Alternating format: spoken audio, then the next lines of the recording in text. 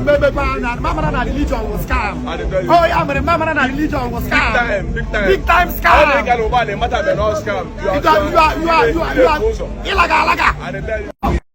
Onya melogi we mana religion was scam. Since you were much as in a religion was scam, good no changes about your life. Even the person inspired Umelugu, you were man a religion was scam. What is so special about him? Even in acting, he's not even the best among even the actors I will buy. Since your art value film career here no do kaya say na I no go front, I no go back, I no go front, I no go back. So what is so special with the person inspired? Father ya say no cause inspire him, no pastor so person inspire him, no native doctor so person inspire him, no nya inspire him njuwe football, no nya melu njuwe a businessman, no nya inspire him njuwe ga university, no nya motivate him njuwe me so and so thing. Nkego no nya melu we man a religion was scam. Energy devote into doing something to useful yado fruitful to you and your generation. Iwolie when I chop na religion was scam. Ufodo n'ime need ke melu na ebele. Ke na chop tachazie na religion was scam. What changed about your life? Gonu change about your life. Ibu nu na-ewepụta time na-egosi ndị inspire ha ji wee do great, ndị mere ha ji wee better people, ndị mere ha ji wee achieve a lot, ndị mere ha ji wee do accomplish, discover themselves and their career. Nke unu onye America. Then look at it. I no go front, I no go back actor. Abịa na content ọgba zero, abịa na art movie ọgba zero, career ye grow ọkwụ ofu ebe ochiga ha azụ nya inspire gị ji wee ma na religion scam. Meru na onwu na ebele. Generation ajụ. Igbo ndị ọma na-ege m ntị ekenekwa m unu ama m n'unu for that short video ama m n'unu folia ma nwere ihe m chọrọ ịgwa ndị mmadụ n'ụwa apata mee ihe nke gị ka ị chọọ isi wee mee ahụ mana but I have to be rough in this place because now this mmadụ na-aba iPhone ekwu okwu they are two poor people. Enwere ihe bụ na I'm not against imago onwe him na-achọ ikwu. I'm trying to pass a message got him na-ekwu why do you poor people. Somebody gave me a definition of poverty. Also, poverty is not a state of being without money, but being without hope. That is what somebody taught me many years ago about the definition of poverty. Poverty but being without hope.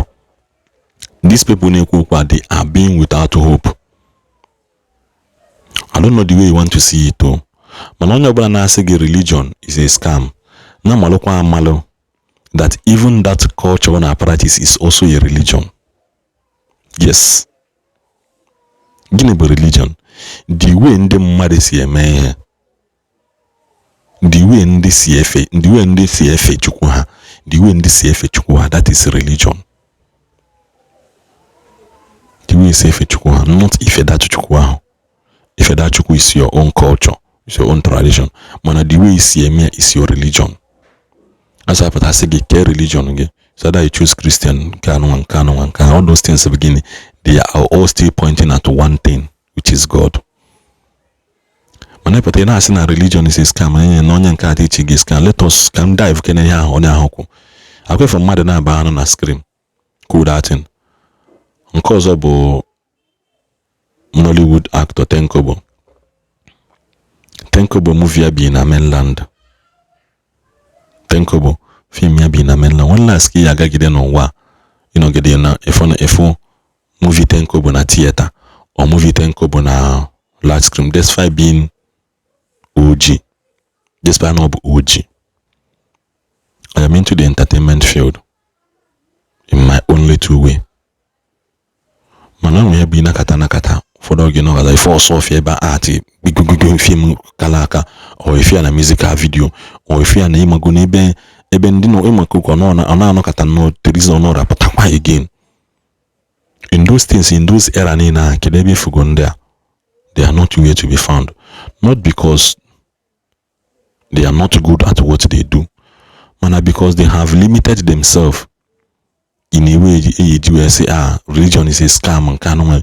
In a choice, religion was scam. If we bought 200 mansion or if we bought, will go. That's the idea.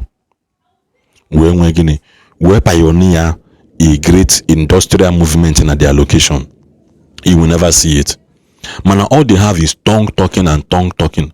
In a sense, mother teaching na religion was scam. Okay, after teaching na religion was scam, how far your life? How far your life? Because in a na say mother me wen call another abaka train na talo. To everybody na actually pull get out from him. Anybody anybody na actually pull get out to him.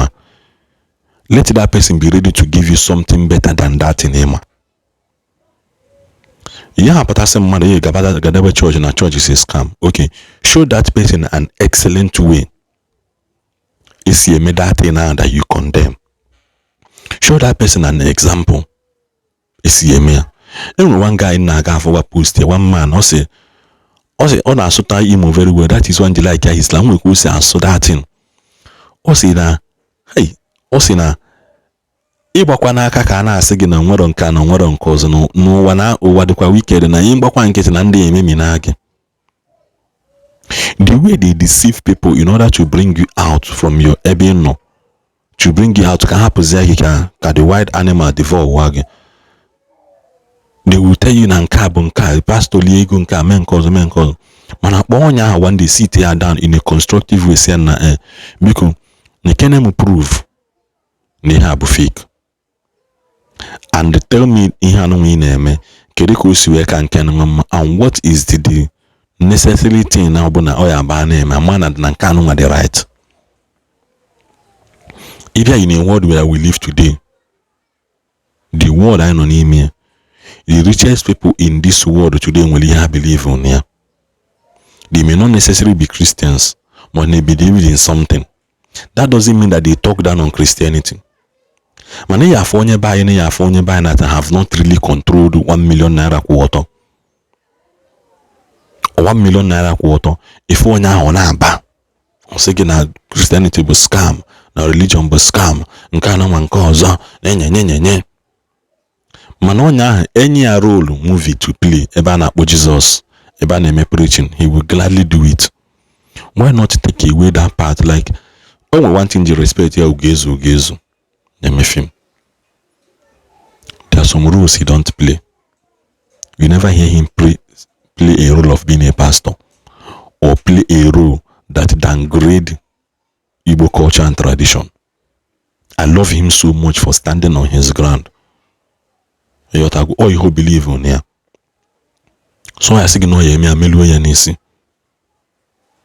You never see him in a universe after no. He will use that omenana of 18 to pass a message to you that no matter what, money also and na ihe ọbụla na-eme onye ọbụla need ikwobe ya court whether na ibu dibia ma pastor na ibu omenana na ibu Muslim na ibu anybody.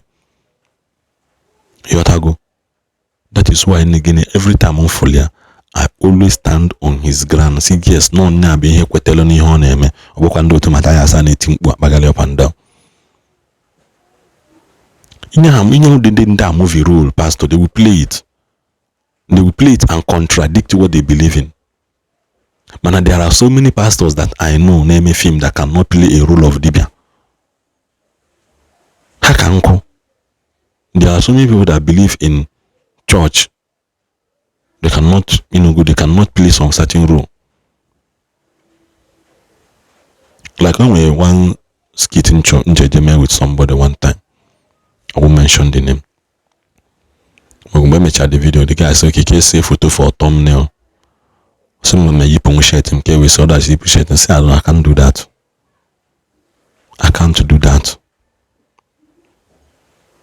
Someone can know while everyone can ever shoot to one lady.